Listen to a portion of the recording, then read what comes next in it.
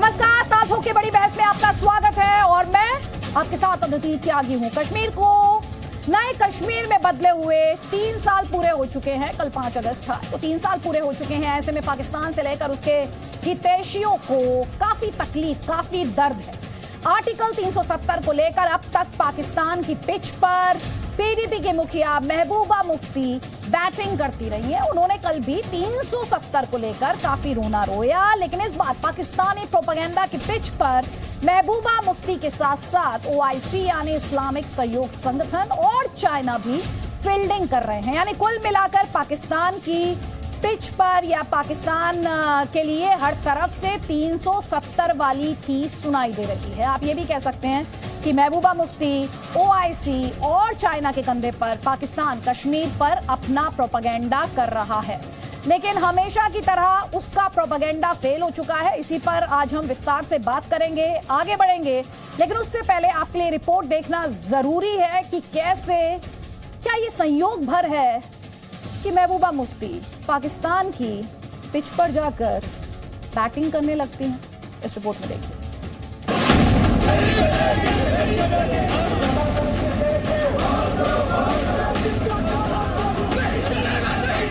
आज का दिन न सिर्फ जम्मू कश्मीर के लिए बल्कि पूरे मुल्क के लिए काला दिन है।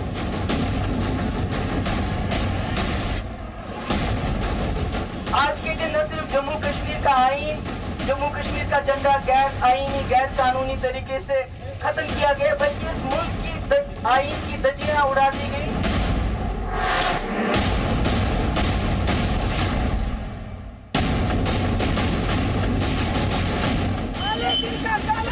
नहीं चलेगा, नहीं चलेगा। अगर अभी भी आप नहीं जागोगे हिंदुस्तान वालों, तो बहुत कुछ मिट जाएगा। कुछ भी नहीं रहेगा।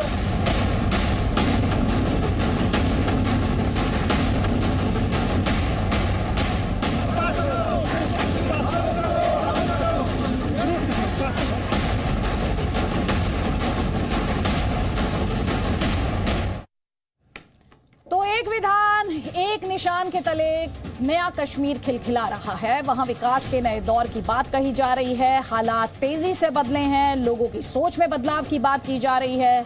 कभी श्रीनगर का लाल चौक आप जानते हैं किन वजहों से सुर्खियों में रहा करता था, आज वहां तिरंगा लहराता है।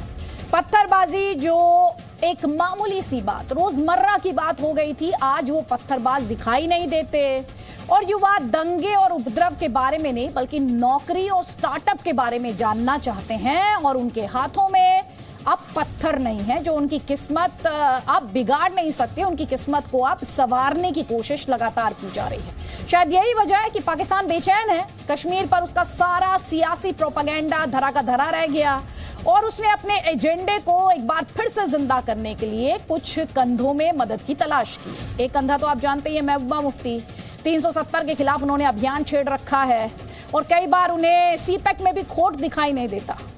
तो भारत में जम्मू कश्मीर की मुख्यमंत्री रही है महबूबा मुफ्ती, लेकिन वो नहीं जानती कि सीपैक कैसे भारत की सोवरेनिटी का वायलेशन है, उल्लंघन करता है। वहीं दूसरी तरफ इस काम में पाकिस्तान ने ओआईसी को मैदान में उतार लिया है। ओआईसी की तरफ से क्या कुछ कहा गया वो आप अपने स्क्रीन पर इस वक्त लगातार इस ट्वीट में देख पा रहे हैं। एक बार फिर से वो ट्वीट ले आइए। ओआईसी जिसे कश्मीर को लेकर किसी भी स्तर पर दखल की कोई जरूरत ही नहीं है, उसने कश्मीर पर भारत को ज्ञान देने की कोशिश की है। भारत के विदेश मंत्रालय ने उससे नसीहत की तगड़ी घुट्टी भी पिला दी और साफ कर दिया कि ओआईसी का बयान सांप्रदायिक एजेंडे से प्रेरित है। जम्मू कश्मीर भारत का अभिन्न अंग था, है और आगे भी रहेगा। खास बात यह है कि पाकिस्तान के प्रेम में चाइना भी भारत को सलाह देने में लगा हुआ है और इसीलिए ताल ठोक के देखिए क्या कहा जा रहा है वो आप देख रहे हैं अपने स्क्रीन पर। ओआईसी द्वारा, जिस पर भारत सरकार द्वारा पलटवार किया गया और इसीलिए आज बड़ा सवाल यही है कि पाकिस्तानी पिच पर ये महबूबा की बैटिंग है और ओआईसी का कंधा क्या पाकिस्तानी प्रोपेगेंडा को आगे बढ़ाने के लिए काफी है? ये अपने आप में बड़े सवाल है। और कैसे पाकिस्तान अपना प्रोपेगेंडा आगे बढ़ा सकता है, क्योंकि जब वो बात जम्मू कश्मीर की करता है तो दरअसल ये सीधे तौर पर भारत की सोवरेनिटी से जुड़ा हुआ, भारत की संप्रभुता से जुड़ा हुआ मामला है। कई खास मेहमान इस वक्त हमारे साथ हैं। बीजेपी का पक्ष रखने के लिए हमारे साथ राकेश सिन्हा हैं, तारिक फतेह आपको स्क्रीन पर दिखाई दे रहे हैं, कॉलमनिस्ट हैं, और मोहित भान भी हमारे साथ हैं पीडीपी का पक्ष रखने के लिए इस वक्त। मोहित भान, पहला सवाल आप ही से है। महबूबा मुफ्ती जो कहती हैं उसी टीज का इस्तेमाल पाकिस्तान अपने इंटरनेशनल प्रोपेगेंडा को आगे बढ़ाने के लिए करता है, तो ऐसा क्यों है? आपको बुरा लगता है और आप कहते हैं कि आप देश में लोग देशद्रोह और देशभक्ति का सर्टिफिकेट देते हैं, लेकिन ऐसा क्यों हो जाता है कि महबूबा मुफ्ती पाकिस्तानी पिच पर दिखाई देने लगते हैं? क्योंकि उसी से सवाल खड़ा होता है। देखिए, ये तो आपका नजरिया है कि हम पाकिस्तानी पिच पे बात करते हैं क्योंकि आपका मानना ऐसा है कि, और आपका नजरिया ऐसा है कि आप लोग कभी हमें अपना मान ही नहीं सकते हैं और हमेशा हमें पाकिस्तान के नजरिए से। जी बिल्कुल, आपका कहने का मतलब आपके पक्ष से है। हर बार मैं आपकी डिबेट में ये चीज क्लियर कर चुका हूँ, आपका जो पक्ष है वो कभी हमें अपना मानने को तैयार नहीं है। हमेशा आप डिसाइड कर लीजिए आपका पक्ष क्या है। तो हमारा पक्ष तो सारी जग जाहिर है। हमारा पक्ष, हमने अपनी लाशें बिछाई हैं, अपना खून दिया है इस देश के जो सॉवरेनिटी है उसको यहाँ जम्मू कश्मीर में कायम रखने के लिए। तो इसलिए हमें भी किसी पक्ष या आपके सर्टिफिकेट की या आपकी ये पाकिस्तान पिचिंग या बैटिंग, आप बोल रहे हैं, आपने बोला कि पाकिस्तान की आप बैटिंग कर रहे हैं, ये कर रही है, सर्टिफिकेट देना ही है। मैंने सवाल पूछा क्योंकि वो सवाल उठता है जब महबूबा मुफ्ती क्या कहती है, महबूबा मुफ्ती क्या कहती है, सुनाइए जरा, सुना दीजिए मोहित भान को। नहीं सुन लीजिए, हमें नहीं सुनना है, मुझे पता है कि नहीं सुन लीजिए, आपने नहीं, आप सुनना चाहिए ना, आप और हम के साथ आपने शुरुआत की है सर। अरे बिल्कुल मैडम, हमें पता है ना कि हमने क्या बोला है। मेरा नाम अदिति त्यागी है, सुनाने की जरूरत नहीं। मेरा नाम अदिति त्यागी है। नहीं सुन लीजिए, सुन लीजिए, सुनिए आप मेरी बात, अब आप मेरी बात सुनिए जरा सर को। अरे मैडम ने जो कहा है वो मुझे पता है। कोई बात नहीं, एक बार फिर से सुन लीजिए, दर्शकों को सुनने दीजिए, आपको पता है तो सुन लीजिए ना, आपके मन की तसल्ली सुन लीजिए। नहीं, मेरे मन की तसल्ली नहीं है, एक्सपोज हो जाती है वो, एक्सपोज हो जाती है। एक्सपोज तो आपके सामने क्या होना है, हम जो बात करते हैं डंके की चोट पे करते हैं, कहीं कमरे में छुप के नहीं करते। इसमें एक्सपोज वाली कोई बात ही नहीं है। इसमें कोई ताली पीटने की भी बात नहीं है जी। भारत के स्टैंड को चैलेंज करने में कोई ताली पीटने वाली बात भी नहीं है, ये भी आप समझिए। को चैलेंज नहीं कर रहे हैं, नहीं हम तो एक रास्ता बताने आपकी बात और पाकिस्तान का दुष्प्रचार अगर एक जैसे दिखाई देने लगे तो सोचने की जरूरत आपको है। Can we have Mehbooba Mufti's bite please? आपके नजरिए, वो आपके नजरिए की जरूरत नहीं है मुझे। न सिर्फ जम्मू कश्मीर के लिए बल्कि पूरे मुल्क के लिए काला दिन है। आज के दिन न सिर्फ जम्मू कश्मीर का आईन, जम्मू कश्मीर का झंडा गैर आईनी गैर कानूनी तरीके से खत्म किया गया, बल्कि इस मुल्क की आईन की धज्जियां उड़ा दी गई। जिस आईन ने हमें वो झंडा दिया था, वो आईन दिया था। और आने वाले वक्त में मैं अपने मुल्क के लोगों को खबरदार करना चाहती हूँ कि आने वाला वक्त है, जो शुरुआत 5 अगस्त 2019 को जम्मू कश्मीर से हुई, वो अब मुल्क में होगा। जो मुल्क उस आईन पे चलता है जो डेमोक्रेसी और सेक्युलरिज्म यकीन रखती है, उस आईन को ये खत्म करने वाले हैं। ये इस मुल्क को मजहबी मुल्क बनाना चाहते हैं, और उसके साथ साथ जो तिरंगा है जिसको आज लोग लहरा रहे हैं, इस तिरंगे को बदल के भगवा झंडे में बदलना चाहते हैं। आने वाले वक्त में जो इस मुल्क का कॉन्स्टिट्यूशन है उसको भी बीजेपी खत्म करेगी, और जो कॉन्स्टिट्यूशन यहाँ जमहूरियत और सेक्युलरिज्म पे इस मुल्क की बुनियादें रखी हैं, उस कॉन्स्टिट्यूशन को खत्म करके ये इसको एक मजहबी मुल्क बनाएंगे। और जो तिरंगा आज आप शान से लहरा रहे हैं, इस तिरंगे को भी बदल के ये भगवा तिरंगा लाएंगे, भगवा झंडा लाएंगे, और उसके बाद आप देखते रह जाओगे। अगर अभी भी आप नहीं जागोगे हिंदुस्तान वालों, तो बहुत कुछ मिट जाएगा, कुछ भी नहीं रहेगा। मोहित भान, मैडम को कंफ्यूजन होगी, फ्लैग को लेकर, तिरंगे को लेकर किसी को कोई कंफ्यूजन नहीं है भाई। नहीं, हमें ये डर, ये खौफ, भारतीय से कोई, सुनिए ध्यान से, भारतीय से कोई तिरंगा छीन लेगा, ये सिर्फ मैडम ही सोच सकती है। मैंने ध्यान से सुन लिया। अब आप देखिए, मेरे पास सिर्फ 15 मिनट है आपके आज डिबेट के लिए। मैंने आपके रिक्वेस्ट के ऊपर 15 मिनट निकाले हैं। जी हाँ, तो इसलिए मैं मुद्दे पे आता हूं। तो जो आपने अभी स्पीच मैडम की चलाई, उसके अंदर उन्होंने बोला जो हमारे मुल्क का कॉन्स्टिट्यूशन है, हमारे मुल्क के अंदर जो कॉन्स्टिट्यूशन की धज्जियां उड़ाई जा रही हैं। कहीं पे भी इसके अंदर मुल्क के खिलाफ की कोई बात नहीं है। हर जगह मुल्क को ऑन करके कॉन्स्टिट्यूशन की रक्षा की बात की गई है।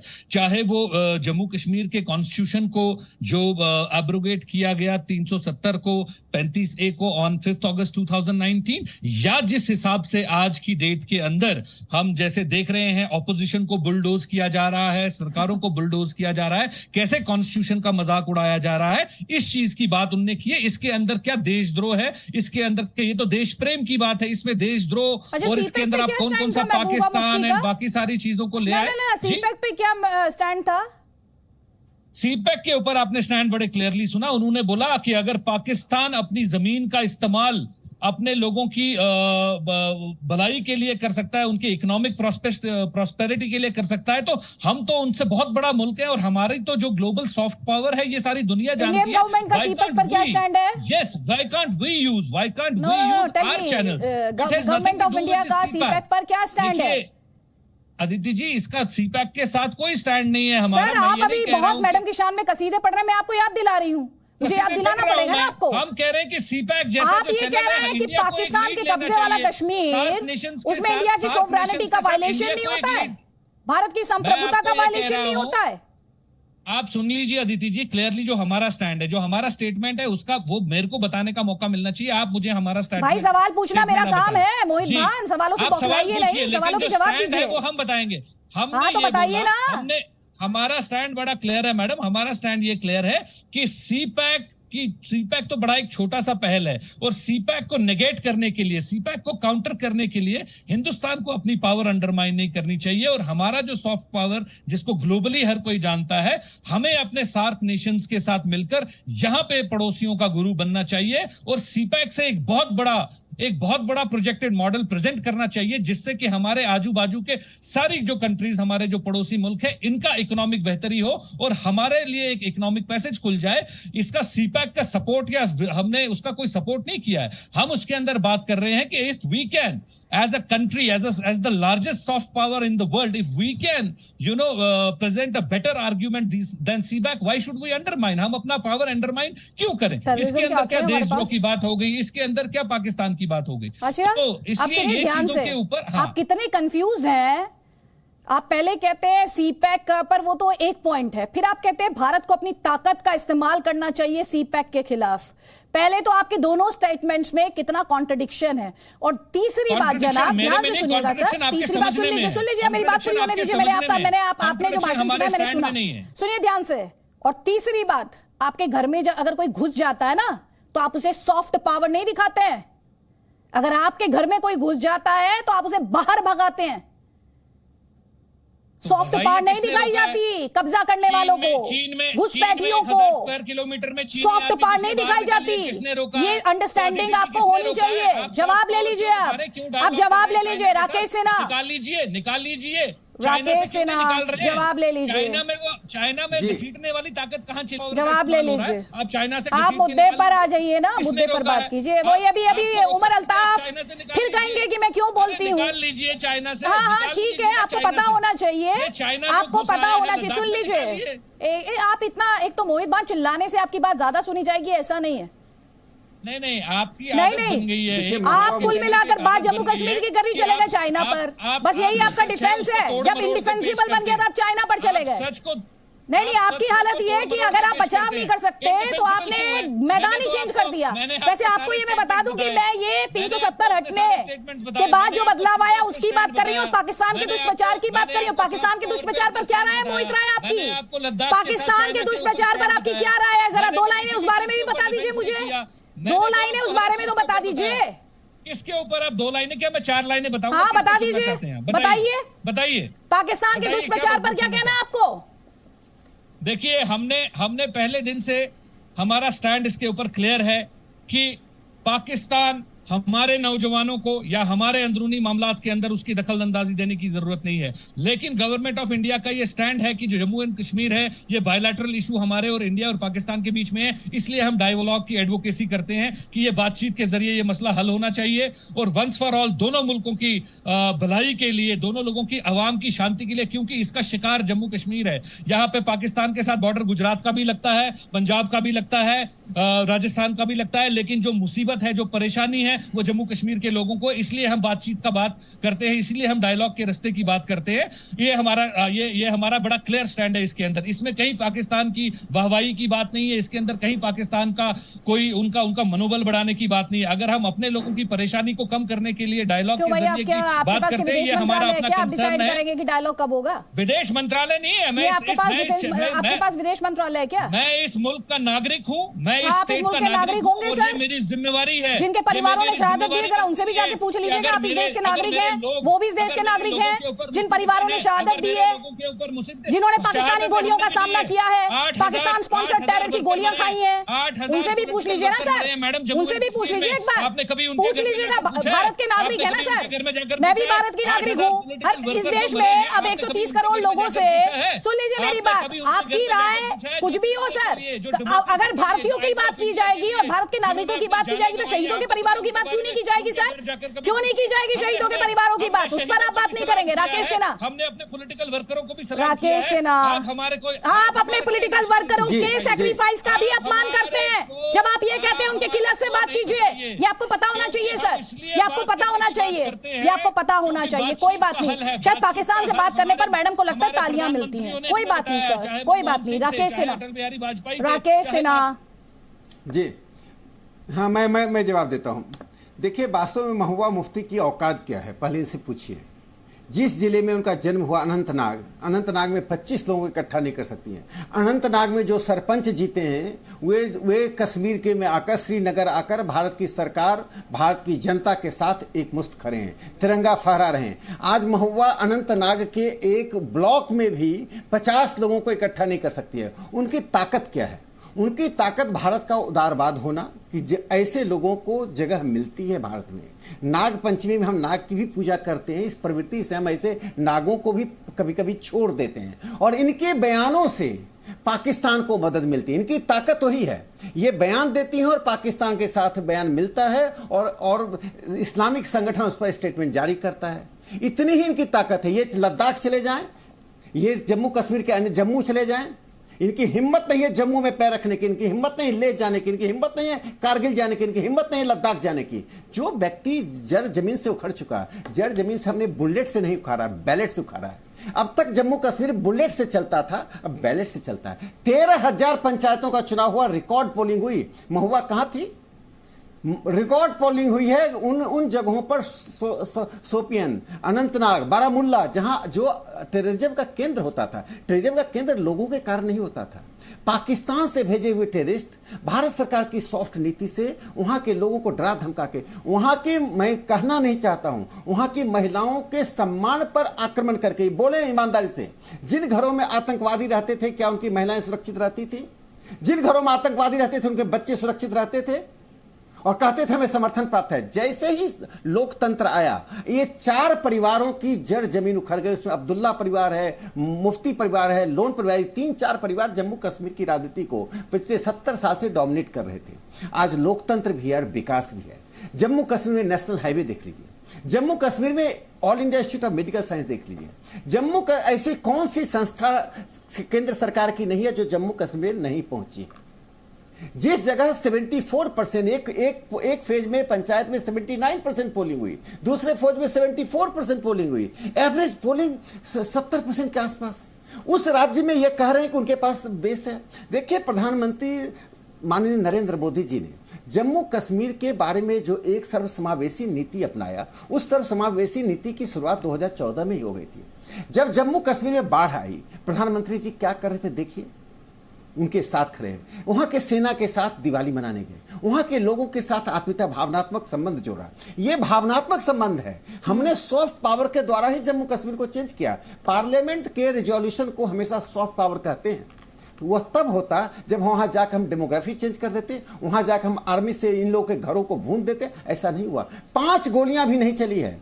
और मैं जम्मू कश्मीर के उन लोगों की, खासकर कश्मीरी पंडितों को सैल्यूट करता हूं कि बार बार कायरतापूर्ण आक्रमण के बावजूद भी वे डटे रहे, अपनी भूमि को नहीं छोड़े। इन्होंने अभी भी कोशिश की, और अब अंतर्राष्ट्रीय मंच पर जाकर ऐसे डिफंक्ट संगठनों का सहारा लेकर महबूबा मुफ्ती चाहती हैं जम्मू कश्मीर 370 की बहाली। आप नहीं, 100 पुश्त तुम्हारी मिट जाएगी। जम्मू कश्मीर 370 सोचने वाले लोग नहीं रहेंगे। एक व्यक्ति नहीं जम्मू कश्मीर में ईमानदार व्यक्ति है जो 370 की वापसी चाहता है। विकास हो, लोकतंत्र हो, जनप्रतिनिधियों की भागीदारी हो, और सबसे बड़ी बात है कि जनता का पैसा जो केंद्र और राज्य सरकार से जाता है, 100 में 100 पैसा लोगों तक पहुंच रहा है। वहां के किसान खुशहाल हो रहे हैं। इनको संकट क्या है अदिति जी, मैं एक और बता रहा हूं। ये अर्बन सीलिंग एक्ट लागू हो रहा है। ये अर्बन सीलिंग एक्ट लागू होने से श्रीनगर की जो बहुमूल्य संपत्तियां हैं, जिसकी कीमत नई दिल्ली से भी अधिक है, वे संपत्तियां इनके हाथ से निकलने वाली है। यही छटपटाहट है कि इनके हाथ की संपत्ति निकल जाएगी। दूसरों के बच्चों से पत्थर फेंकवाकर अपने बच्चों को विदेशी संस्थाओं में पढ़ाने वाले लोगों का कलई जनता के सामने खुल चुका है। ठीक है, उमर अल्ताफ भी हमारे साथ है, जर्नलिस्ट है पाकिस्तान से। उमर अल्ताफ, ये तस्वीरें चुभ रही होंगी, लाल चौक पर तिरंगा चुभ रहा होगा कश्मीर में। मैं अभी दे दूंगी मोहित भान, आपको वापस मंच दूंगी। Please give me 2 minutes, please give me 2 minutes, please give me 2 minutes Mohit Bhan, please. I have to leave because yeah, just give me 2 minutes. Just give me 2 minutes. Yeah.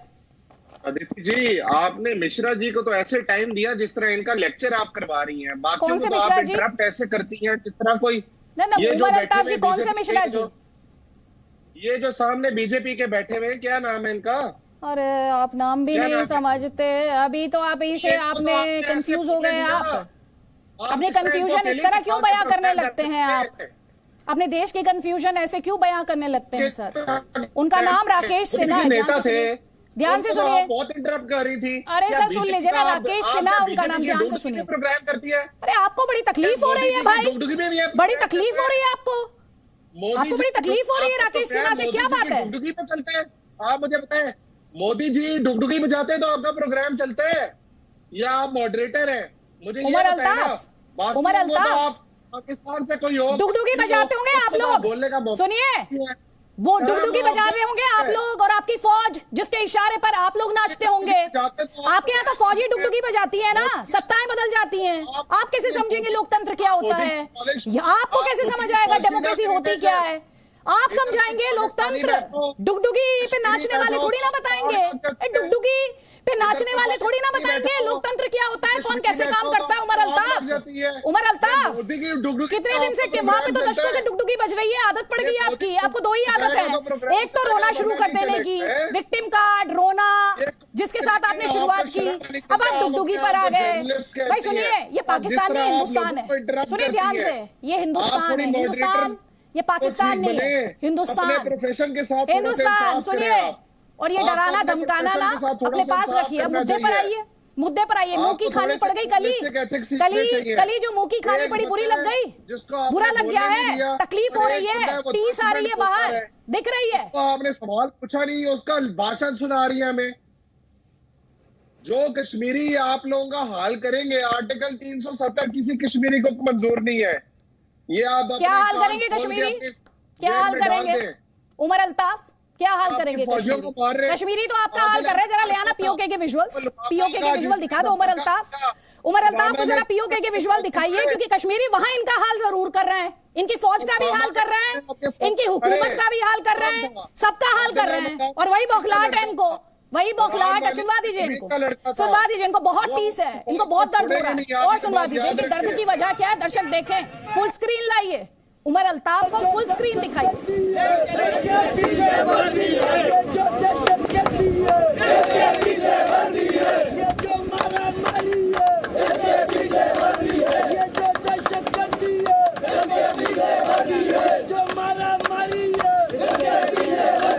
Video की इजाजत है।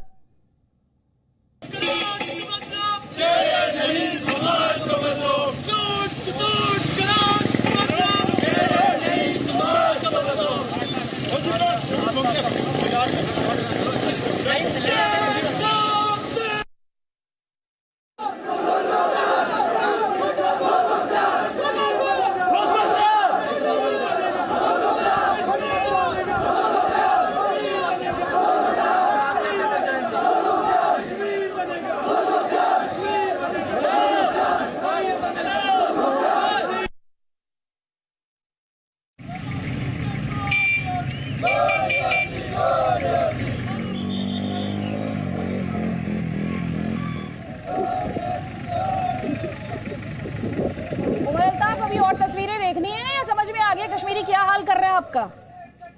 ये काफी था? कश्मीरी हमारा हाल कोई नहीं कर रहे हैं। हमारी अच्छा, डुगडुगी बजाने वाले जो पाठ पढ़ा रहे हैं वो पाठ पढ़ रहे हैं, वो रट के आए हैं। कौन था दीदी जी? आदिल अहमद डार कौन था? बुरहान वानी कौन था? अरे बलूचिस्तान की भी तस्वीरें हैं, बलूचिस्तान की भी तस्वीरें सर को दिखा दीजिए। कश्मीरी तो इनका हाल जो कर ही रहे हैं, बलूची इनका क्या हाल कर रहे हैं वो तस्वीरें भी दिखा दीजिए उमर अल्ताफ को। अभी डेमोक्रेसी के बारे में बहुत पाठ पढ़ा रहे थे और समझ के मार रहे हैं। नहीं, ये देखिए, इन तस्वीरों पे तो 2 लाइनें बोलिए। OIC जाकर रोना लगते हैं आप, रोना रोते हैं, इन तस्वीरों पे तो बोलिए। बलूचिस्तान POK।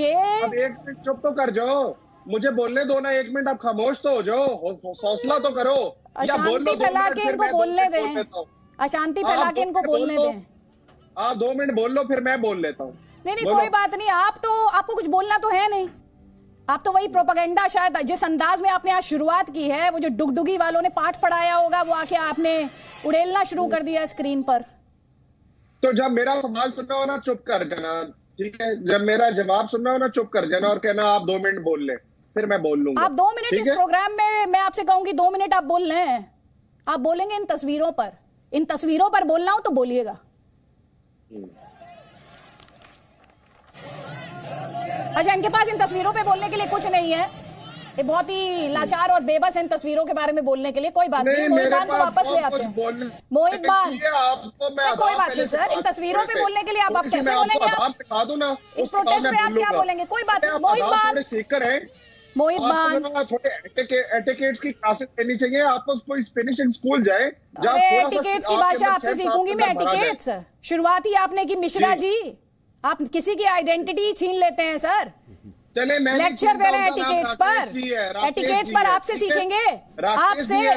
पहले आप तो सीख लीजिए सर, आप सीख लीजिए, कोई बात नहीं, आप सीख लीजिए, पहले आप सीख लीजिए, तब लेक्चर दीजिएगा दुनिया भर को दीजिएगा। कोई बात नहीं, मुझे पता है मेरे सवाल चुप जाते हैं, कोई बात नहीं, चुप रहे, ठीक है, इंतजार कीजिए। मोहित भान, ये इनके एटिकेट्स हैं, ये दूसरे पैनलिस्ट को नहीं बोलने देंगे। ये लोकतंत्र पे पाठ पढ़ाएंगे हमें, लोकतंत्र पर आकर टीवी पर पाठ पढ़ा रहे हैं ये। कोई बात नहीं मोहित भाई, तो सीखने की जरूरत है। अच्छा, कोई बात नहीं सर, सीख लेंगे हम ना, जनता से सीखते हैं सर। सुनिए, यहाँ पे हम जनता से सीखते हैं, ठीक है?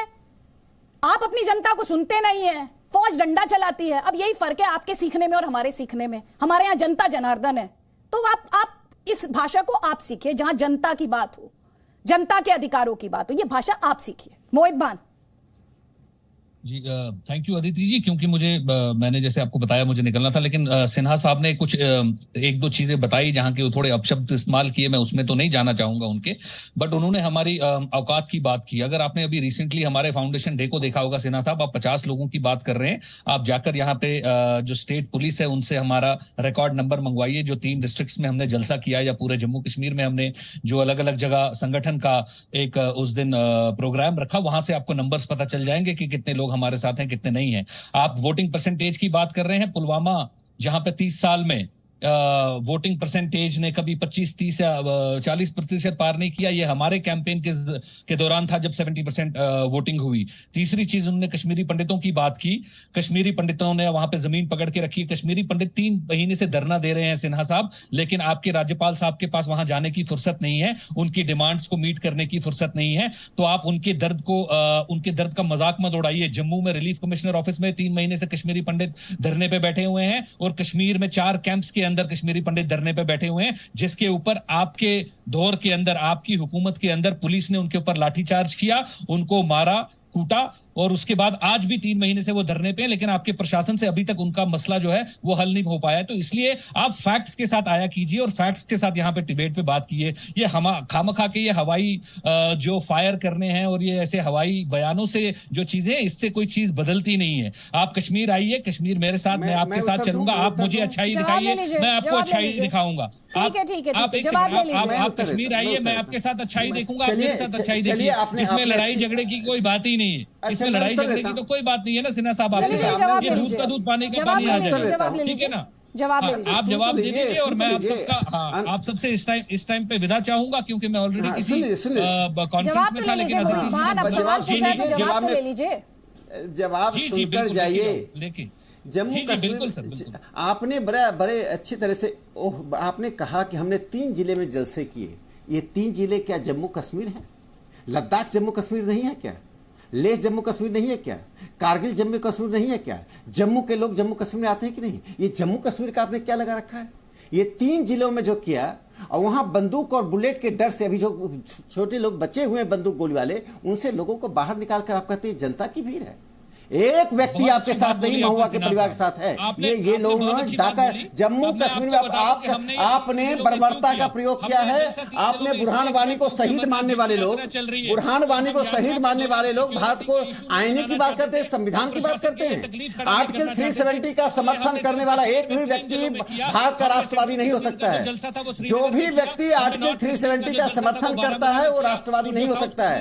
देश को पृथकतावाद के रास्ते पर ले जाने की अनुमति संविधान नहीं देता है, लोकतंत्र नहीं देता है, पंथनिरपेक्षता नहीं देता है। जम्मू कश्मीर में अब अनंतनाग में आपके पास कितने लोग हैं? पंचायत के चुनाव में आपके कितने उम्मीदवार थे? देखिए अब बोलना तो, और उन 3 जगहों पे जहां पे इतने अरे आप तो सुन लीजिए, चढ़कर जो उसमें हिस्सा लिया, अदिति जी ये आएंगे वो लोग, अदिति जी तो सुन लें, क्योंकि वो लोग हमारे ये सुन लीजिए ना। पंचायत के चुनाव हुए 2020 में, पंचायत के चुनाव में आपके कितने उम्मीदवार थे? कितने उम्मीदवारों को क्या वोट आया? नहीं तो आपके जो ठीक है सीमा पार से बैठे उमर अल्ताफ है ना, जिन्होंने भारत के कश्मीर पर कब्जा किया हुआ है, अवैध कब्जा, वो कहेंगे आपको एटिकेट्स नहीं है। आप ये नहीं सुनना चाहिए इस डिबेट में ना? बड़े अच्छे एटिकेट्स हैं। मैंने अदिति जी मुझे एक मिनट मैं जवाब दे दूं, इनको रोकिए। कश्मीर में अच्छाई दिखाएंगे, मैं उन्हें कश्मीर में अदिति जी 1 मिनट में मैं इनका जवाब दे दूं। ये गलत संदेश देकर यहाँ जाना चाहते हैं। राकेश सिन्हा जी 30 सेकंड है, जल्दी से आपका जवाब प्लीज। जी देखिए मैं इनसे तीन बातें प्रश्न के रूप में कर रहा हूं। ब्लॉक डेवलपमेंट काउंसिल के चुनाव में क्या हुआ? पहली बार ब्लॉक डेवलपमेंट काउंसिल के चुनाव भारतीय जनता पार्टी के रेजिम में हुआ। लोगों ने खुलकर वोटिंग की। 13,000 पंचायतों के चुनाव में लोगों ने खुलकर वोटिंग की। पीडीपी कहां था? पीडीपी के उम्मीदवार कहां थे? पीडीपी के कितने उम्मीदवार खड़े हुए? क्यों नहीं खड़े हुए? जन समर्थन नहीं था। तीसरी बात, आप बताकर जाइए कितना नेशनल हाईवे 2014 से 22 के बीच बना? कितने हॉस्पिटल्स खुले? एम्स कब बना? अब बताकर जाइए कि सेंट्रल गवर्नमेंट के सारे इंस्टीट्यूशन कब बने? शेड्यूल कास्ट, शेड्यूल ट्राइब जो रिजर्वेशन से वंचित थे उनको रिजर्वेशन मिला। क्या भारत के संविधान में SC ST का रिजर्वेशन नहीं है क्या? ओबीसी के लिए रिजर्वेशन नहीं है क्या? और अंतिम बात सुन लीजिए। जो पाकिस्तान ऑक्युपाइड कश्मीर से हिंदुस्तानी आए थे, भारतीय आए थे, उनको आपने नागरिकता से वंचित कर रखा था। यह आप अलग-अलग चीजों में मत जाइए। मैं आपको जो आपसे सवाल थे महिला ढोने वाले बनो। शेड्यूल कास्ट के बच्चों को महिला ढोने के लिए बनाए क्या? उसके लिए माफी चाहता हूं। ये आपकी जमहूरियत है, ये आपकी इंसानियत है, ये आपका लोकतंत्र है। ठीक है 1 सेकंड मोहित बान 30 सेकंड है, 30 सेकंड से ज्यादा वक्त नहीं दूंगी। और भी पैनलिस्ट मेरे साथ हैं, उन्हें मुझे इस डिस्कशन में इंक्लूड करना है। मैं उसके बाद आपकी उसके बाद आज के लिए माफी चाहूंगा, अलविदा लूंगा। आज के लिए 30 सेकंड लूंगा आपके। आपने पंचायत चुनाव की बात की साहब, बिल्कुल सही बात की आपने। हमने उसके अंदर शिरकत नहीं की क्योंकि हमारी नाराजगी सिक्योरिटी के हवाले से थी, क्योंकि पंच सरपंचों की सिक्योरिटी आप उसके बाद देखिए कितने पंच सरपंच मारे गए और आज भी उनकी सिक्योरिटी जो है वो गवर्नमेंट फराहम नहीं कर रही है। हमने उसको बाइकआउट किया। उसके बाद आप कह रहे हैं ब्लॉक डेवलपमेंट के चुनाव हुए, डीडीसी के चुनाव हुए, हमने उसके अंदर पार्टिसिपेशन की और पीएजीडी जो उसके अंदर है सबसे बड़ा गुट बनकर जीत कर आया। और उसके बाद हमने देखा कि कैसे बल प्रयोग कर हमारे जीते हुए कैंडिडेट्स को पैसे के जरिए खरीद कर दूसरी पार्टियां जो सेंटर के द्वारा आज चलाई जा रही है उनके अंदर भेजा गया। उसके बाद आप नेशनल हाईवे की बात कर रहे हैं। नेशनल हाईवे का जो कार्यक्रम है पिछले 3 महीने के अंदर आप नेशनल हाईवे का जो काम है उठाकर देख लीजिए, किसी भी न्यूज चैनल का, किसी भी अखबार का, हफ्ते 10 दिन के लिए नेशनल हाईवे एक छोटी सी बारिश से एक हफ्ते के लिए बढ़ जाता है। कुछ लोग डिनायल में रहते हैं, कुछ की राजनीतिक मजबूरियां होती हैं जी। तो ये एक तरफ पाकिस्तान का दुष्प्रचार, थैंक यू मोहित बान, थैंक यू। एक तरफ पाकिस्तान का दुष्प्रचार, दूसरी तरफ कश्मीर में, जम्मू कश्मीर में महबूबा मुफ्ती की सियासत, इनमें क्या फर्क देखती हैं आप? देखिए I will be very frank with you Aditi, हर कोई जो सियासत करता है कश्मीर में उसको आप पाकिस्तानी बोल के ये टैग नहीं दे सकते कि वो पाकिस्तानी है। That is not fair. Mehbooba Mufti ji का मैं कुछ नहीं बोल सकती, I don't want to comment, क्योंकि वो मतलब हर बार जो औरत कहती है कि पाकिस्तान से बात करनी चाहिए, पाकिस्तान से बात करनी चाहिए, उस पाकिस्तान में जिसने चलिए ठीक है, अगर महबूबा मुफ्ती को बाकी हिंदुस्तानियों के लिए दर्द नहीं है तो कम से कम वो ये तो देख लेती कि उसी पाकिस्तान ने कश्मीरियों को कितने कश्मीरियों को, मासूम कश्मीरियों को मारा है, कितने मासूम कश्मीरियों को मारा है इसके चलते। शुजात बुखारी को मारा है, क्यों मारा है?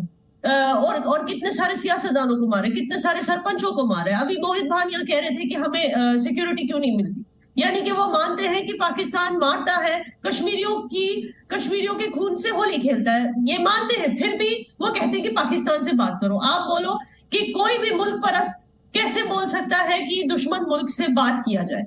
तो ये जो है, जो उनका स्टैंड मुझे कभी भी ट्रस्टवर्दी नहीं लगा, और मुझे नहीं लगता कि कोई भी कश्मीरी आज की तारीख में है जो महबूबा मुफ्ती पर भरोसा कर सकता है। कभी बीजेपी से हाथ मिलाना, कभी हाथ छोड़ देना, कभी बुरहान वानी को शहीद कहना, तो कभी कहना कि इमरान खान से बात की जाए।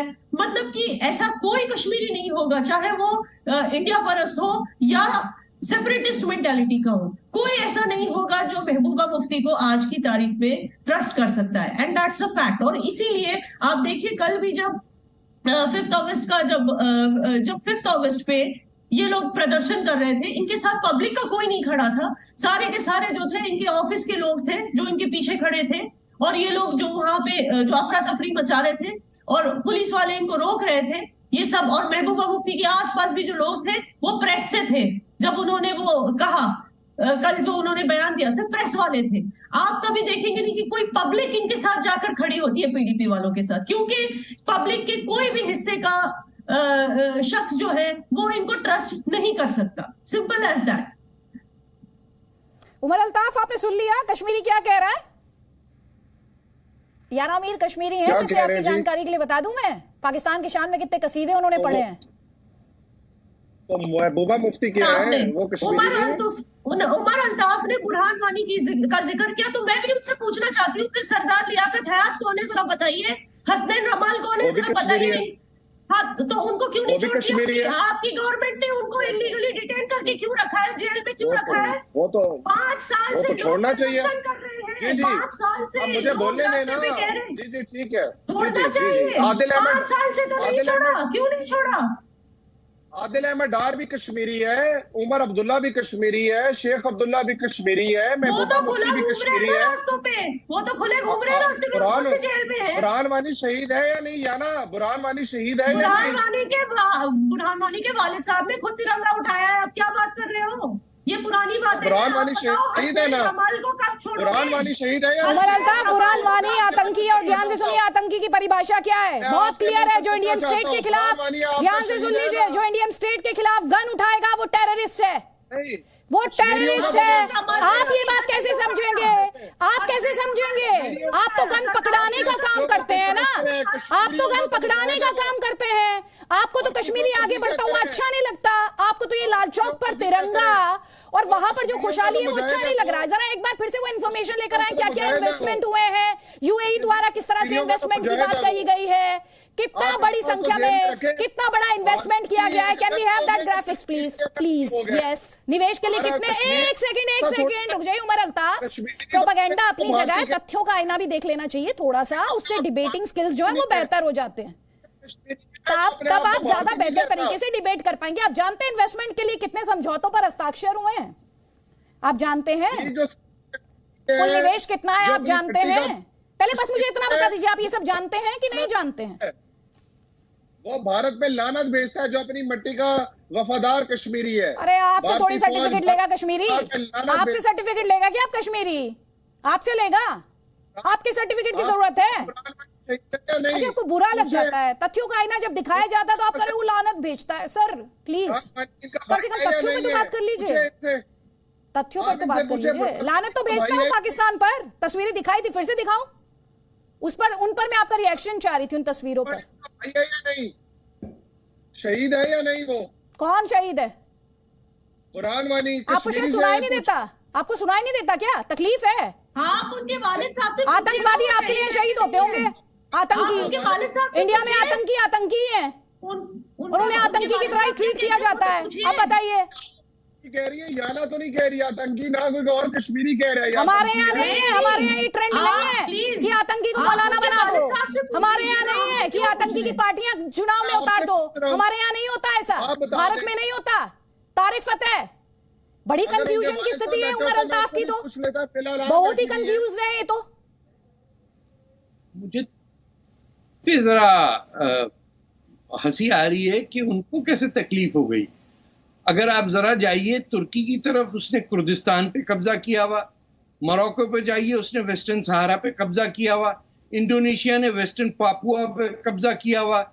आप किसी जगह पे चले जाइए, नाइजीरिया में जाइए, नॉर्दर्न एरिया पे कब्जा किया हुआ। माली में सिविल वॉर हो रही है, मोरितानिया में सिविल वॉर हो रही है, सोमालिया के अंदर जनाब हर जगह लड़ रहे।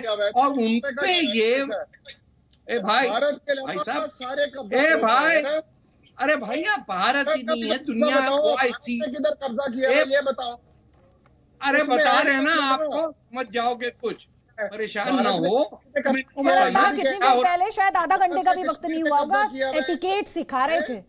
एटिकेट सिखा रहे थे, अभी आधा घंटा भी नहीं हुआ है, आधा घंटा भी नहीं। ये एटिकेट सिखा रहे थे कि कैसे बात करनी चाहिए। अब आप देख लीजिए तारिक फतेह के साथ कितने प्यार, कितनी रिस्पेक्ट, कितने सिंसियर तरीके से डिबेट कर रहे हैं। ये देख रहे हैं हमारे दर्शक। जिसके की आवाज प्लीज भाई बस कर जाओ भाई, जाके कोई वो तुम्हारा प्रॉब्लम नहीं होगा। इस्लामाबाद में बात ठीक चलेगी तुम्हारी, कोई डोंट वरी अबाउट इट। अब देखिए कि किसी OIC के मुल्क में वोट नहीं डाल सकता मुसलमान, हिंदू माइनॉरिटी को तो छोड़िए, मुसलमान नहीं इलेक्ट कर सकता। इजिप्ट को लीजिए, लिबिया को लीजिए, यमन को लीजिए, 5 लाख मुसलमान ने 5 लाख मुसलमानों को मार दिया। सीरिया के अंदर सिविल वॉर हो रही है। पाकिस्तान जो इनका बाप बना हुआ है, उसने बलूचिस्तान के अंदर क्या आजकल मचाया हुआ है कि जेनोसाइड कर रहे हैं। आपने क्या 1972 में बांग्लादेश में नहीं देखा? आप तो खैर, आप लोग तो सब सपोर्ट कर रहे थे पाकिस्तानी फौज को कि ये बंगाली जो हैं ये काफिरों के एजेंट हैं, इसीलिए ईस्ट पाकिस्तान में 30 लाख मार दो। आपने कहां कहां इस्लाम के नाम पे लोगों का कत्लेआम किया है, और उसके बाद आके हिंदुस्तान को लेक्चर दे रहा है ऑर्गेनाइजेशन ऑफ इस्लामिक कंट्रीज के बहुत ज्यादती हो रही है। अरे भाई, आपने गिरबान में जाके देखो, सीरिया जाओ, यमन जाओ, कुर्दिस्तान की आजादी की बात करो, बलूचिस्तान पे कब्जा किया हुआ है। ये तमाम वेस्टर्न सहारा पॉलिसारियो फ्रंट पिछले 76 से लड़ रहा है आजादी, और Morocco is occupying that country. जिसको देखिए जहां पे कहीं वोटिंग का सिलसिला नहीं है, कब्जा करते हैं, जंग लड़ने के शौक है, और वो ही गजवा हिंद के अंदर डूबे हुए हैं कि किसी तरह हिंदुस्तान की तबाही मच जाए। वो आके फिर टीवी पे लेक्चर दे रहे हैं और OIC को लेके आ रहे हैं, कह रहे हैं मौला बचा लो हमें। OIC किस मुंह से आके बात करता है कब्जा और जमहूरियत और इंसानी हकूक पे? ठीक है, जहां एक आदमी 4 शादियां कर रहा हो। वापस मंच दूंगी तारिक, मैं आपको वापस मंच दूंगी। मुझे एक कमेंट लेना है जल्दी से नीलोफर मसूद का। नीलोफर मसूद जी, 370 के बाद क्या क्या बदला मैडम? क्या बदलाव आपको नहीं दिखाई दिया कश्मीर में, ये मैं आपसे जानना चाहती हूँ। पहले ही मैं राजेश जी से मुखातिब होना चाहती हूँ। वो अभी कह रहे एंटी नेशनल है, इनको बता दीजिए जब 370 का ब्लूप्रिंट बना, क्या उसमें सरदार वल्लभ भाई पटेल साहब नहीं बैठे थे? क्या उसमें अहंगर साहब नहीं थे? तो ये कैसे, क्या उनको भी देशद्रोही मानते हैं? बदकिस्मती की बात है, 370 हमें अपने ही कॉन्स्टिट्यूशन ने दे दिया, वो गारंटी था इंस्ट्रूमेंट ऑफ एसेशन की। So we are celebrating 5th August 2019 as the day of deceit, because without our permission, without our consent of the representative, 370 has been repealed. Number 1. Number 2, आप 370 की बात करती हैं मैडम, यहाँ किसी कोई फर्क नहीं पड़ता है। एक सेकंड याना मीर और एक सेकंड राकेश सिन्हा, मैं आप दोनों को मंच दूंगी please. Let us finish please.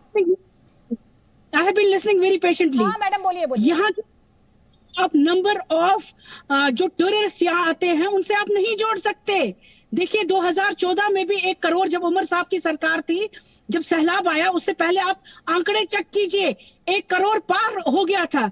तो हम ये नहीं कहते कि 2014 में भी कंप्लीट नॉर्मलसी थी, लेकिन as compare to today normalcy थी। कहीं दूर दूर तक आपको बैंकर्स नजर नहीं आते थे, कहीं दूर दूर तक आपको security forces heart of the city में नजर नहीं आते थे। लेकिन 370 को खत्म करने के बाद क्या हुआ कि ग्लोबली एक आवाज उठ रही है कि जो कश्मीर में हुआ, जो जम्मू में हुआ, जो लद्दाख में हुआ 370 को स्क्रैप करने के बाद, वो बिल्कुल गैर आईनी था, अनकॉन्स्टिट्यूशनल था। तो जो चीजें ग्लोबली ठंडे बस्ते में पड़ी हुई थी, अचानक से उनके मुंह में जबानें आ गई। इस वजह से क्योंकि हमारे जज्बातों को रोन दिया गया, हमारे एहसासों को दिन दहाड़े रोन दिया गया। अभी भी यहाँ के लोगों को वो सेंस ऑफ बिलोंगिंग नहीं लगती है। तो कहीं ना कहीं तो फेलियर है जिसको एड्रेस करने की जरूरत है। अगर आज की डेट में भी वो फेलियर एड्रेस नहीं, मुझे बता दीजिए आदित्य जी, मैं भी सिटीजन ऑफ इंडिया हूं, मैं मानती हूं, मैं कहती हूं जम्मू कश्मीर का फैसला कीजिए with in the constitution of India. वो मुझे अपने आईन ने कहा था, मुझे अपने प्राइम मिनिस्टर ऑफ इंडिया, चाहे वो जवाहरलाल नेहरू उस वक्त थे और अगर आज मोदी जी है तो प्राइम मिनिस्टर ही थे ना, वो एक कंट्री को रिप्रेजेंट कर रहे थे जिन्होंने हमें वादा किया, रेफरेंडम का वादा किया। तो मुझे बता दीजिए, आपने मुझे एक दिन में प्रिविलेजेस दे दिए और दूसरे दिन जब मैं उठती हूँ 70 साल के बाद by one stroke of pen आप वो सारा मुझसे छीनते हैं। क्या मेरा हक नहीं था कि आप मुझसे पूछते? तो वहां पर सेंस ऑफ बिलोंगिंग नहीं लगती है। कहीं ना कहीं आपने एक सेकंड मैडम, अब मैंने बहुत देर आपका भाषण सुना क्योंकि आप बार बार आइन कर रही थी। उस आइन में टेम्परेरी, मैम सुन लीजिए ना प्लीज। अब आप फैक्ट्स पर अगर बात करिए तो फैक्ट्स पर रहिए, फैक्ट्स पर रहिए ना, फैक्ट्स पर सामना कीजिए। उस आइन में टेम्परेरी शब्द था या नहीं था मैडम? लेकिन ऐसे नहीं, देखिए you are the anchor, you have to give space everybody. लेकिन मैडम मैंने आपको सुना भी है, मैं आपसे पूछ रही हूँ उसमें टेम्परेरी शब्द था या नहीं था?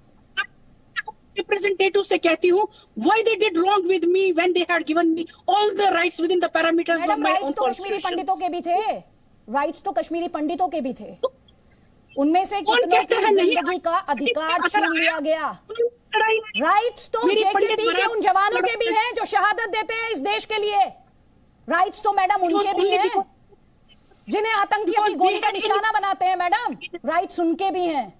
लेकिन इस देश में सियासत सुन लीजिए मैडम, टेररिस्ट को भटका हुआ जवान बताने की कोशिश करती है। मैम सुन लीजिए, भटका हुआ नौजवान। इस देश में सियासत उस जेकेपी के जवान के राइट्स की बात नहीं करेगी। सिक्योरिटी फोर्सेस के जो मार्टरडम देते हैं, जो मार्टर हो जाते हैं, उनके परिवारों की राइट्स की बात नहीं करती सियासत मैडम, नहीं करती। क्यों नहीं करती मैम, क्यों नहीं करती? एक तरफा व्यू क्यों है ये? एकदम कंप्लीटली ये जो अधिकारों की बात होती है कंप्लीटली वन साइडेड क्यों है? क्यों है ये कंप्लीटली वन साइडेड? मैं चाहूंगी अभी डेटा आपके सामने लेकर आऊंगी क्योंकि बार बार आप सवाल उठा रही है लॉ एंड ऑर्डर को लेकर। आप मुझे बता दीजिए पहले कितनी स्टोन पेल्टिंग होती थी और आज कितनी स्टोन पेल्टिंग होती है, बता दीजिए मैडम प्लीज। मुझसे तथ्यों पे बात कीजिएगा। जुमे की नमाज के बाद आईसीस और पाकिस्तान के झंडे दिखाए जाते थे, कितनी बार होता है अब ऐसा? सिक्योरिटी फोर्सेस पर पथराव किया जाता था, कितनी बार होता है अब ऐसा मैम? कितनी बार होता है? बस मुझे इन सवालों का जवाब दीजिएगा। इक्वालिटी कहाँ है मैडम? राइट टू इक्वालिटी की ही बात मैं आपसे कर रही हूं। आपका ये राइट टू इक्वालिटी विक्टिम्स के लिए कहां चला जाता है? क्योंकि वो विक्टिम्स जेकेपी के होते हैं, क्योंकि वो विक्टिम सिक्योरिटी फोर्सेस के होते हैं, क्योंकि वो विक्टिम पंडित होते हैं, इसलिए nobody finds it, please। आप तो यही साबित कर रही हैं तब से मैम, आप तब से यही साबित करने की कोशिश कर रही है लॉ एंड ऑर्डर की घटनाओं पर मैं आपसे बात कर रही हूं और आप उस पर ये मानने को तैयार नहीं, जबकि डेटा क्लियरली बता रहा है आपको कि क्या तस्वीर है। यानी जो सरपंच मरे इनको पूछिए। चलिए आप तो सिक्योरिटी फोर्सेस पे चली गई, आप जेके पुलिस पे चली गई, इनको पूछिए। जेकेपी पे इसलिए चली गई क्योंकि उसे कश्मीरी नहीं मानती, इसलिए चली गई। इनको पूछिए, चलिए इनको पूछिए, आप इनकी अपनी पार्टी के जो शहीद हुए हैं, राइट फ्रॉम मकबूल शेरवानी से लेके आज तक जो शहीद होते आ रहे हैं, इनके अपनी पार्टी के सरपंच, इनके अपने पार्टी के वर्कर्स, उनके लिए भी दिल नहीं है क्या इनका? उनके लिए भी दिल नहीं है आपका? आप किसके लिए?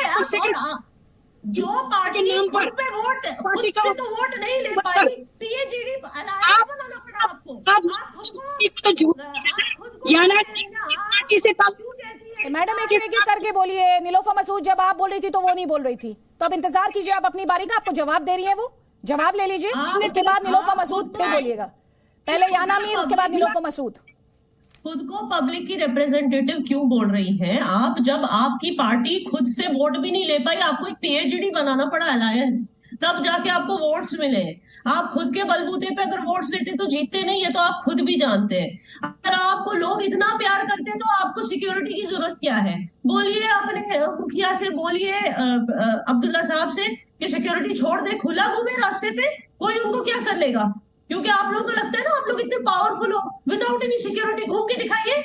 आपको लगता है आपके साथ पब्लिक खड़ी है, आपको किस चीज का डर है? क्यों सिक्योरिटी की मांग करते हो फिर सेंटर से? किस चीज का डर है आप लोगों को? और किसको रिप्रेजेंट करते हो? बार बार बोलते हो हम रिप्रेजेंट करते हैं लोगों को, हम रिप्रेजेंट करते हैं। आपको दिखाई नहीं देता कि जो आज का नौजवान है वो तिरंगा लेके घूम रहा है, वो भूल जाना चाहता है इस सबको। जो ये 370 की बात, कॉन्स्टिट्यूशन आई, वो तब कोई मायने रखता अगर डेमोग्राफिक चेंज नहीं हुआ होता, जो कि हो चुका था। जब यहां से कश्मीरी पंडितों को भगाया गया, वो डेमोग्राफिक चेंज हो चुका था। और आपकी जो दलीलें हैं वो आज वो कोई मायने नहीं रखती हैं, वो उसका कोई सेंस ही नहीं है। ठीक है जी। नीलोफर मसूद, आवाज आ रही है? चलिए, नीलोफर मसूद तक हमारी आवाज नहीं पहुंच पा रही है। उमर अल्ताफ जी, कश्मीरी ने क्या हाल कर रखा है पीओके में? कश्मीरी पीओके क्या होता है? जिसपे आपने अवैध कब्जा किया हुआ है, भारत का हिस्सा है, ये होता है। हम तो अभी ये वाला भी लेंगे आपसे, आपकी जो हरकतें हैं ये वाला भी जाएगा आपसे कुछ अर्से में। आप फिक्र ना करें अदिति जी, जो आपने 370 का हाल किया है ना, नीलोफर मसूद कश्मीरी नहीं है। चाहिए नीलोफर मसूद कश्मीरी नहीं है। तैयारी कीजिए, मुफ्ती कश्मीरी नहीं है। तैयारी कीजिए वो छिपाने की, क्योंकि जो आपने कब्जा किया हुआ है ना वो छीनने जा रहा है आपसे। कब्जा जो किया है ना वो आजाद होने जा रहा है आपसे, मुक्ति पाएगा आपसे। तैयार रहिए, आप तैयार रहिए। और सिर्फ पीओके नहीं, सुनिए ध्यान से, सिर्फ पीओके नहीं, बलूचिस्तान तैयार रहिएगा उसके लिए भी। आप यहाँ पे सर्टिफिकेट देंगे, आप बताएंगे, आपसे पूछेंगे, आपसे परमिशन लेंगे। मेजॉरिटी की बात कौन डुगडुगी बजाते थे? थोड़ी देर पहले डुगडुगी बजा रहे थे, मेजॉरिटी उधर कौन डुगडुगी बजाता है? अरे बताइए ना, डुगडुगी कौन बजाता है? नहीं, पहले आप अभी डुगडुगी बजाने की बात कर रहे थे थोड़ी देर पहले, वो तो बताइए कि पाकिस्तान में डुगडुगी बजाने वाले कौन है? जूते मार के कश्मीरी ना निकालें। अपने यहाँ के लोकतंत्र की तो बात कर लीजिए, जूते मार के निकालेंगे। अच्छा, जैसे आपको निकाल रहे हैं, जैसे आपको निकाल रहे हैं पीओके में, ये जो दहशतगर्दी है इसके पीछे वर्दी है, अभी भूल गए क्या? कोई भी नहीं निकालता। सर को सुना दो जरा, सर को सुना दीजिए, एक बार फिर से सुना दीजिए। सर करे बलूचिस्तान में क्या हो रहा है? ये बलूचिस्तान में क्या हो रहा है? नीलम घाटी में क्या हो रहा है पीओके में? अरे ये जो दहशतगर्दी है, जो मारामारी है, वीडियो की इजाजत है? चलेगी नहीं चलेगी, नहीं चलेगी। अब किसको शर्मिंदा करके निकाल रहे हैं ये लोग, और निकालने की बात कर रहे हैं उमर अल्ताफ? ये किसी को निकालने की नहीं बात कर रहे, आपकी फौजियों को कश्मीरी मार रहे हैं। बुरहान वानी को देखे ना, याना जी भी उसको शहीद कहती है ना, याना जी की हर कश्मीरी बुरहान वानी को शहीद कहता है। आप याना जी से भी पूछे, वो जवाब, हाँ आप पूछे ना, आप उसको आतंकी कहती होंगी मगर कश्मीरी उसको शहीद कहते हैं। आपके यहाँ पे कंफ्यूजन होगी सर, आप नहीं कहा तो आपने ये भी नहीं कहा कि वो आतंकी है। मैंने आपसे कहा आप जाके उसके वालिद साहब से पूछिए, उसके वालिद साहब ने भी आज तिरंगा उठाया है, और तिरंगा उठा के उसने वीडियो, उन्होंने वीडियो भी रिलीज किया, ये कहते हुए कि मुझे किसी ने फोर्स नहीं किया। आप उसके वालिद की स्पोक्सपर्सन है। आप भाई वो विजुअल ले आइए, सर को विजुअल दिखाइए। अब उमर अल्ताफ इतनी बार एक्सपोज हो चुके हैं, वो कह रहे हैं एक और बार इनको तस्वीर देखनी है। स्पोक्सपर्सन है क्या? एक बार बुरहान वानी के पिता ने किस तरह से तिरंगा फहराया था, वो तस्वीर ले आइए प्लीज। उसने गन उठाई थी, हसनैन रमाल ने गन नहीं उठाई थी, फिर उसको क्यों डाला जेल में? बुरहान वानी हाँ या ना? वो भी हमारा कश्मीरी है ना, वो भी हमारा कश्मीरी लीडर है। हसनैन रमाल को छोड़िए ना, उसने कभी उसको बुरहान वानी आतंकी है या नहीं? हाँ या ना? और वो सारे जो बलूची हैं, जो कश्मीरी बन के बोले आपकी फौज दहशतगर्दी करती है, हाँ या ना? एक सेकेंड, पाकिस्तानी फौज दहशतगर्दी करती है, हाँ या ना? पाकिस्तानी फौज डुगडुगी बजाती है, हाँ या ना? उमर अल्ताफ, इन सवालों के जवाब मुझे आपसे चाहिए। पीओके में दहशतगर्दी को निकालने की बात कौन हो रही है या नहीं हो रही है, हाँ या ना? बलूचिस्तान में पाकिस्तान के खिलाफ आवाज बुलंद हो रही है, उमर अल्ताफ, हाँ या ना? इन सवालों के जवाब दीजिए, हाँ या ना में दीजिएगा। याना से पूछो। अरे याना आपके, एक सेकेंड उमर अल्ताफ सुनिए, याना भारत में रहती है, सुनिए ध्यान से, याना भारत में रहती है, आपसे इंटेरोगेशन नहीं कर, सुनिए आप इंटेरोगेशन नहीं करेंगे उनका, इंटेरोगेशन नहीं करेंगे आप इस शो में बैठ के उनका, और ना मैं अलाउ करूंगी, और आपको शायद सुनाई देता नहीं है, ठीक से आपको सुनाई नहीं देता। Burhan Wani one last time सुन लीजिए ध्यान से, इस बार आपको कोई कंफ्यूजन नहीं होना चाहिए। बुरहान वानी आतंकी था, है और रहेगा, मार देगी। सुन लीजिए आप ध्यान से, और आपको शायद सुनने में कंफ्यूजन हो गई। जाना मीर ने कहा उसने गन उठाई थी, सीधे तौर पर कहा उन्होंने कहा उसका पिता जो है वो तिरंगा थामता है। आपको शायद सुनाई नहीं दिया, आपको सुनाई नहीं दिया। औरतों की बदुआ लगेगी, ये बताइए उनके हस्बैंड्स को, उनके शोहर को और उनके भाइयों को घर से उठा के लेके क्यों जाते हैं? आपकी फौज ऐसी क्यों करती है उनके साथ? भारतीय फौज ने कश्मीरी औरतों का रेप किया या नहीं? हाँ या ना? नहीं।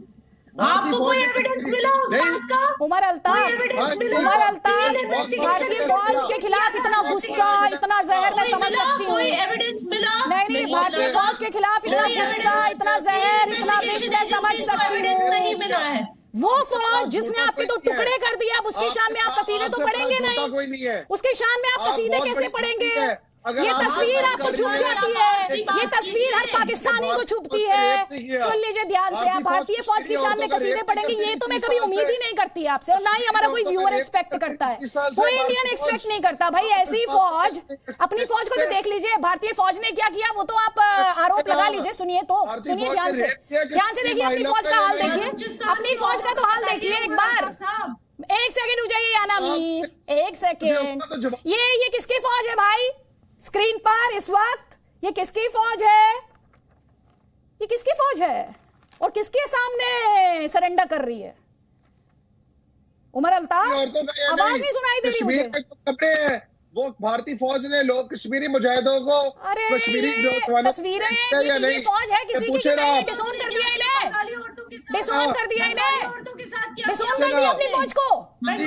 उमर अल्ताफ अपनी फौज को डिसोन कर दिया, बहुत बढ़िया, यही है वहां पर फौज का सम्मान। अब तो उमर अल्ताफ ने भी दिखा दिया किस तरह से अपनी फौज को ही डिसोन कर दिया इन्होंने। कश्मीर कैसी कश्मीरी हो? इन्होंने अपने कश्मीर पर आ गए। अपनी फौज को तो देख लीजिए, उमर अल्ताफ, इतना गुस्सा, इतना विष, इतना जहर, ये पाकिस्तानी फौज को डिसोन कर दिया अपनी फौज से। बहुत डर लगता है इनको भाई, इन्होंने तो डिसोन कर दिया। जैसे ये इंस्ट्रूमेंट ऑफ सरेंडर, और बहनों को ये एक सेकेंड, इंस्ट्रूमेंट ऑफ सरेंडर दिफा कर रही हो, आपको शर्म आनी चाहिए। ये बात नहीं करेंगे, ये बात नहीं करेंगे। तारिक फतेह, ये स्क्रीन पर किसकी फौज है? तो अपनी फौज को डिसोन किया आज टीवी पर बैठकर, ये एकदम शानदार रहा, बहुत ही शानदार था। अपनी फौज को किस अंदाज में इन्होंने डिसोन कर दिया, बहुत शानदार। छोड़े, इनकी ये जो फौज थी उसको पता है क्या हुक्म मिला था कि एक जनरेशन में बंगाली कौम की नस्ल बदल दो। ये वो लोग हैं जिन्होंने कुरान शरीफ पे हाथ रख के कसम खाई कि हर फौजी जो है 10 औरतों को रेप करेगा तब वापस आएगा, और इन्होंने एक साल बंगाल में बड़ा झूठा कोई नहीं है। भाई खामोश रहो, अब तुम्हें पता नहीं है यार। तुम खुद कौन हो? तुम्हारा बाप पाकिस्तानी नहीं था? अरे आ गए हमलों पर, उमर अल्ताफ जी हमलों पर आ गए, दूसरों को एटिकेट सिखा रहे थे। अभी तो 40 मिनट नहीं हुए एटिकेट सिखाते सिखाते। कहाँ चले गए किसी के पिता पर, कहाँ चले गए किसी के पिता पर? सर ये एटिकेट्स है, इन्हीं एटिकेट्स की दुआई दे रहे थे थोड़ी देर पहले। अरे सुन लीजिए, कोई बात नहीं, इनका ऑडियो डाउन कीजिए जरा, आप तारिक फतेह को आवाज दीजिए। इनकी टीस, इनका डर, इनका खौफ, इनका डिनायल, वो तो हम लगातार देख ही रहे। तारिक फतेह, ये 90,000 फौजी हथियार डालने के बाद 1 साल तक भिखमंगों की तरह अपनी आजादी मांगते रहे वहां, और इनके कमांडर का क्या रिक्वेस्ट थी, कह रहे यार वो फिल्म तो दिखा दो मुझे, ये तो सरेंडर हो गया, वो VHS पे कॉपी पे मुझे ला के दो। These are the most characterless people you will find anywhere on earth. अभी इनके 4-5 जनरलों को हेलीकॉप्टर के अंदर बलोचों ने मारा है, वो मर गए। उस चक्कर के अंदर फॉल्स जो अपने प्रिजनर्स हैं उनको शूट कर दिया इन्होंने। जियारत के अंदर 9 आदमी मार दिए जो 5 साल से इनके प्रिजन में थे, बोले ये हमारे साथ आर्म कॉन्फ्लिक्ट के अंदर मर गए। इनके सामने इनकी फौज पे सिर्फ वो ही उस पे काम करते हैं जो सिविलियन होते हैं। सिविलियन के अलावा ये किसी से मुकाबला नहीं कर सकते। अलबत्ता मेडल वेडल तो कहीं से भी मिल जाते हैं, वो फ्ली मार्केट से भी ले आए, इनका कोई असर नहीं पड़ता। लेकिन हिंदुस्तान को एक काम करना चाहिए, इनसे जाके कहिए कि ठीक है आपको प्लेबिसिट चाहिए ना, अल्हम्दुलिल्लाह जाके यूनाइटेड नेशन सिक्योरिटी काउंसिल के रेजोल्यूशन शुरू कर दीजिए। देखते हैं पाकिस्तान की फौज और चीन की फौज जिन्होंने कब्जा किया हुआ है पीओके का, वो कैसे निकलेंगे। क्योंकि point number 1 of the UN security council is every Pakistani, every person who did not live in Jammu and Kashmir on August 14, 1947 will have to withdraw. उनको वहां से निकलना पड़ेगा। अरे पूरी तुम्हारी फौज को हटना पड़ेगा वहां से, क्या रेफरेंडम कराओगे तुम। ये तो मासूमियत है हिंदुस्तान की कि उन्होंने इन्वोक नहीं किया वो। अरे खामोश फिर, हाँ ना फिर निकलेंगे, प्लेबिसाइड कराओ कश्मीर में, देख लेंगे प्लेबिसाइड। हाँ कराएंगे, पहले निकलो वहां से। प्लेबिसाइड किस बात का कराएंगे, भारत का है, भारत का था और भारत का ही रहेगा। पहले ये तो जिन्होंने अवैध कब्जा किया है अब उनको हटाएंगे, समझे। वहां से पहले 48 से तालिबान। और ये अपनी फौज को ओन करना सीखिए, बहुत बेसिक है, अपनी फौज को ओन करना सीखिए। नहीं है कुछ भी। हम अपनी फौज पर सम्मान, हम प्राउड फील करते हैं, गौरवान्वित महसूस करते हैं, हमारी आन बान शान है हमारी फौज। आपकी तरह डिनाइल में नहीं चले जाते हैं। पर आपकी क्या कहा इन्होंने, क्या कह रहे हैं? आपकी फौज कश्मीरी औरतों का रेप करती है और कश्मीरी आपकी फौजों को छोड़ेंगे नहीं। आपकी फौज का हाल बुरा हाल किया है भारतीय फौज ने, तकलीफ समझ में आ रही है आपके आरोप लगाने से। प्रोपेगेंडा कितने सालों से चला रहे हैं, कितने दशकों से चला रहे हैं, कितने दशकों से चला रहे हैं। बस बोल बोल कर ही काम चला लेते हैं, बोल बोल कर ही जुबानी खर्चा करते हैं बस। मैदान में क्या होता है वो हश्र देख चुके हैं, और एक बार नहीं कई बार देख चुके हैं, कई बार देख चुके हैं। भूल जाते हैं 65, भूल जाते हैं करगिल, कुछ याद नहीं रहता इन्हें। 71 पढ़ाया जाता पाकिस्तान में, नहीं पढ़ाया जाता। एक सेकेंड, उमर अल्ताफ 1971 पढ़ाया जाता है हिस्ट्री बुक्स में, कैसे पढ़ाया जाता है? आप अपनी फौज निकालो। हमारी फौज को निकालने की जरूरत नहीं है, हमारी फौज मैदान में डटी रहती है, बैटल हार्डेंड है। सुनिए बैटल हार्डेंड है, बैटल हार्डेंड है, आपको ये पता होना चाहिए। नहीं पता, आप डिनाइल में रहेंगे, आपको तो ये सबसे ज्यादा पता होना चाहिए। किसी को पता हो ना हो, आपको तो पता होना चाहिए। रोज आपको मजा चखाती है, रोज आपको शिकस्त देती है, रोज आपको नुकसान पहुंचाती है, आपके आतंकियों का खात्मा करके, आपके टेरर इंफ्रास्ट्रक्चर को नष्ट करके। और ग्रे लिस्ट में आप पड़े रहते हैं FATF की, ब्लैक लिस्ट होने का खतरा मंडराता रहता है। और आप पता नहीं किस मुंह से भारतीय फौज की बात कर रहे हैं, मुझे तो ये समझ नहीं आ रहा है। तारिक फतेह ने तो तिरंगा हटा दिया है, महबूबा मुफ्ती और उमर अब्दुल्ला ने कोई बात नहीं, चलिए छोड़ दीजिए। कर्जे पर रहने वाले कर्जा मांग रहे हैं, FATF की में ब्लैकलिस्ट ना हो जाते इसके लिए क्या क्या नहीं किया, और ये लेक्चर दे रहे हैं फौज के ऊपर, भारतीय फौज के ऊपर। तारिक फतेह की आवाज प्लीज, बहुत वक्त जाया हो गया। तारिक फतेह की आवाज, उसके बाद याना मीर प्लीज। हशर हो गया है इनकी इकोनॉमी का।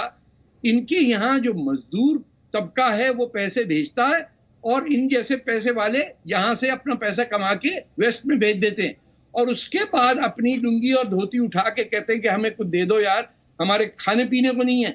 ये इतने बेगैरत लोग हो गए हैं कि दे बेग फॉर देयर फूड, और अपने आप को बेचने के लिए मुख्तलिफ कोठों पे जाते हैं, कभी सऊदी अरेबिया, कभी चाइना, कभी वो IMF के पास। ये इन लोगों के पास इनकी सारी आमदनी इनकी फौज खाती है, और हर एक का ये होता है कि किसी तरह बच्चा फौज में चले जाए ताकि उसको कम से कम 20-25 कनाल जमीन मिले जो सिंध में या बलूचिस्तान में कब्जा कर लेंगे।